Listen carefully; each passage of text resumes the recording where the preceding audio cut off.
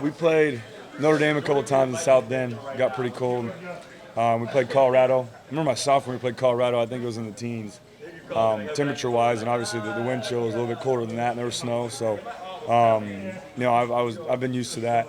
And then growing up in Bakersfield, not a lot of people know this that in the summer it's in triple digits, and I think we've had about 2 or 3 winters since I've been there that it snowed. So we playing there in high school and playing when I was a little kid. So not a whole lot, obviously in Bakersfield, but I played a couple games in snow. So.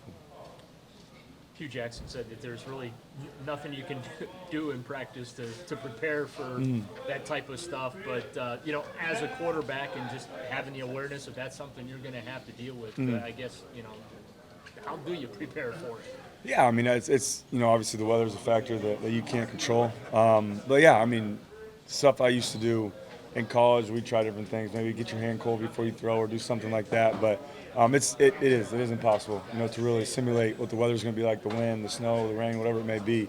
It's difficult, but you just have to go in with the mindset of, you can't control it, and you got to focus on what you control, and that's, if the wind's going, maybe drive the ball a little bit more, get a little better grip on the ball, or do whatever you can, to play through the factors.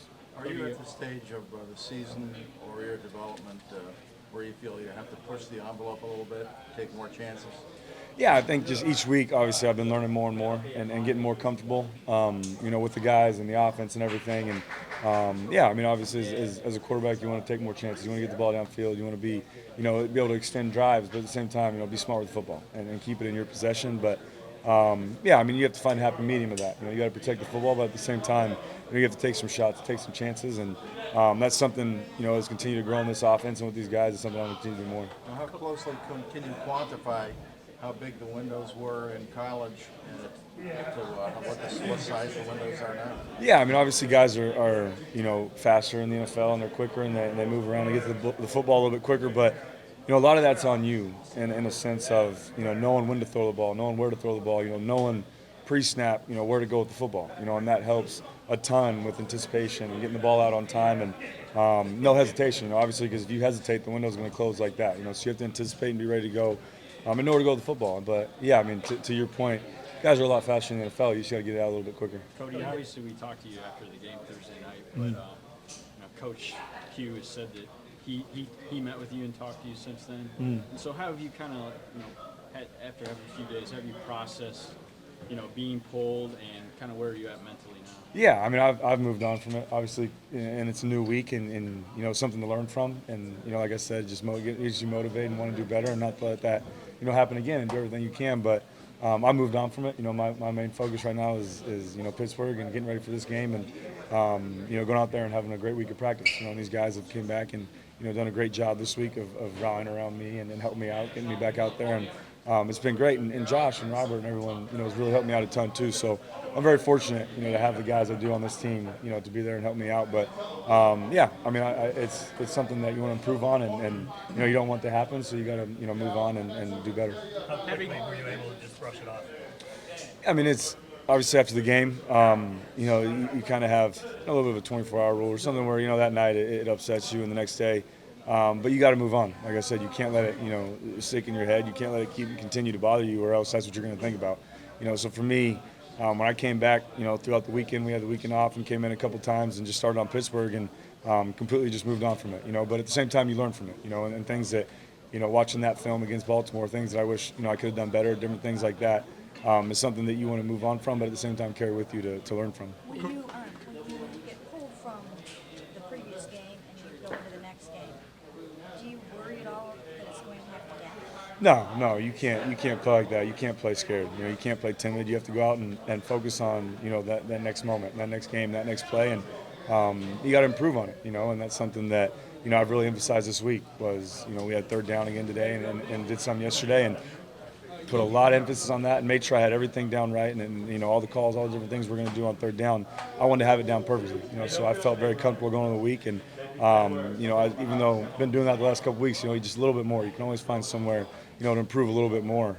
So for me, it's been more of a motivation this week to make sure I have everything down and ready to go and not thinking about obviously last game.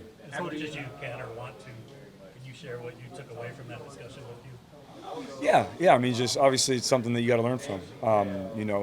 He sat down and we talked about it, and You know, for me, it's something that I've got to play better. You know, I've got to extend drives more. I've got to do better on third down. You know, I've got to be able to, like I said, you know, finish drives, you know, and eliminate 3 and outs. And that stuff as a quarterback you learn. You know, you got to continue to put drives together. But at the end of the day, Coach Jackson's been awesome. You know, for me, he's done so much for me, and him and Pep have been awesome, and they've helped me out so much. And I respect, you know, both of them very much. So whenever, you know, Coach Jackson talks to me, and whether it's, you know, in that situation, different situation, I'm always listening and picking up every little thing I can from that. And you know, he's been great with me and helped me out. Cody, in your 7 starts, you know, we've seen the long drives and finishing them off with scores and that. But the third quarter has really been somewhat of a black hole this season, especially offensively. Where do you think some of those stallouts are coming from when you're coming out of the locker room? Yeah, I think obviously it's like a start of a new game. You know, when you come out second half and you come out at the beginning of the game and you're pumped up and you get that energy and a lot of things happen, especially just the whole first half. You have a ton of energy, but you got to be able to restart. You know, go in at halftime, make adjustments, fix things, come back out and just restart and get that same momentum back. And that's been our, you know, biggest emphasis these last few weeks. Now is finish. You know, finish is the biggest thing that we need to work on, and you know, that's been something that the last couple of weeks has really hurt us. So I mean, the guys have really responded to it, but you know, it's really kind of between yourself. You know, to come out and get yourself whatever it may take to get yourself back going again and get ready to play the second half. Hey, Cody, after the Baltimore game, Hugh said, you know, there were plays there to be made that weren't made. When you went back and watched the film, did anything stick out to you that if you had done this, you know, you could have made these plays? I mean, yeah. I mean, obviously, there's always plays in games that you go back and watch and say, I wish I would have made that one. Wish I would have, you know, got that play done. You know, there was a couple for me individually, and there's been some in every game, you know, that I wish I had back and wish I converted and, you know, done a little better on. But, you know, I take it as a teaching moment, you know, and I learn from it. And, you know, I don't try to harp on it and think about it too much. You know, I just try to learn from it and move on, you know. No, go ahead. Is it more a matter of not seeing a guy come open or just not trusting yourself to make that throw? Or is there a kind No, of I think it's just you know, executing the offense, the play that exactly that coach wanted on that play, and something, you know, that I didn't do. Whether it's a specific play, go the wrong guy, or maybe make the wrong call, but whatever it was, you know, specific play wise, you know, without getting the details with our offense, is something that, you know, you want to fix, and whether it's a call or, you know, going pre-snap, post-snap read, whatever it is, you want to be able to do that on every play, and that's something that, you know, I got to continue to learn from.